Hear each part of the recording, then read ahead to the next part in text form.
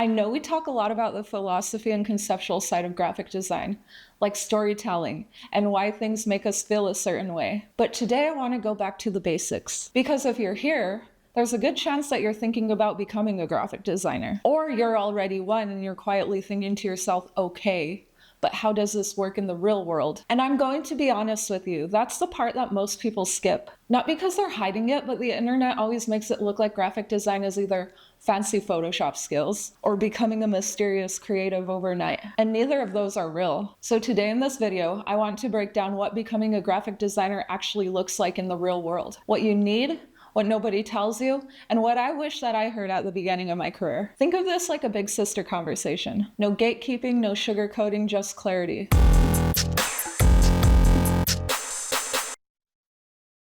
Let's start with the illusion first. A lot of people think that graphic design is just making logos, choosing a font, arranging things so they look nice. And I mean, yeah, that's part of it. But that's kind of like saying that cooking is just throwing things in a pan. Technically, it's correct, but that's also incomplete. Because real graphic design is not just about decoration. It's about communication. You solve a problem visually always. And it's usually something like, why aren't people clicking this? Why does this feel untrustworthy? Why does the brand feel confusing? Or even sometimes things like, why is no one reading this poster? You're not just designing, you're translating intent into visuals. And once you understand that shift, everything changes.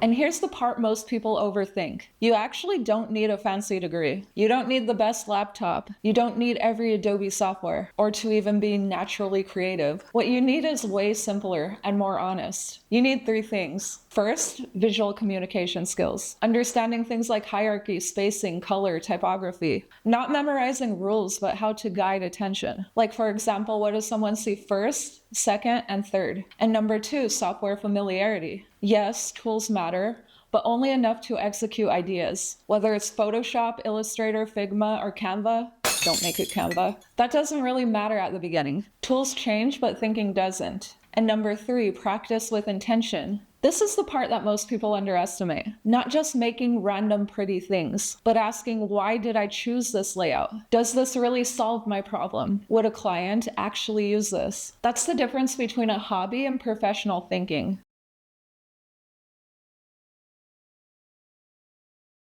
Now let's talk about the uncomfortable truth.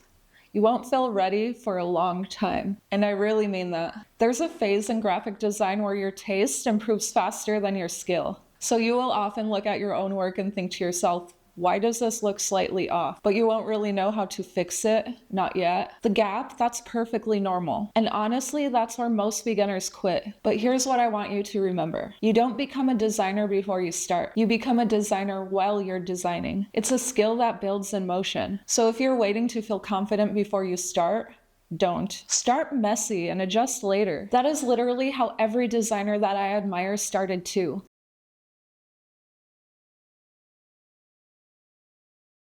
Okay, and let's give you a quick reality check as someone who's worked in the field. A normal design job or freelance project, it's not just making something look cool. It actually often looks like reading the brief that is actually very unclear, asking a lot of questions that clients don't expect, and dealing with feedback like, make it pop, revising things more times than you planned, and actually solving problems that are not visual at first. Sometimes you're not designing a logo, you're designing clarity, or trust, or attention. And a huge part of your job is actually interpretation. What did the client mean versus what they said? That's the skill that no one warns you about.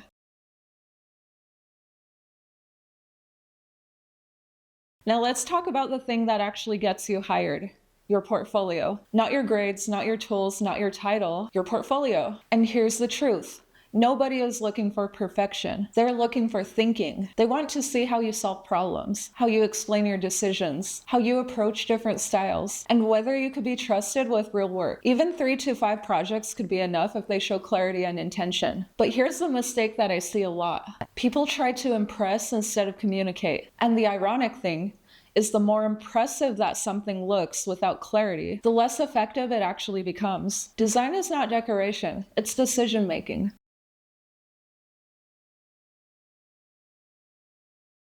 Another thing that no one really prepares you for is this. There is not a single path to graphic design. Some people go university, internship, agency. Others go self-taught, freelance, in-house. Some people go random job, pivot to design later. And all of them are valid ways to get into graphic design. What matters more is consistency over time, not a correct starting point. You don't need to have it figured out early. You just need to keep building things that show improvement, even if it's slow, especially if it's slow.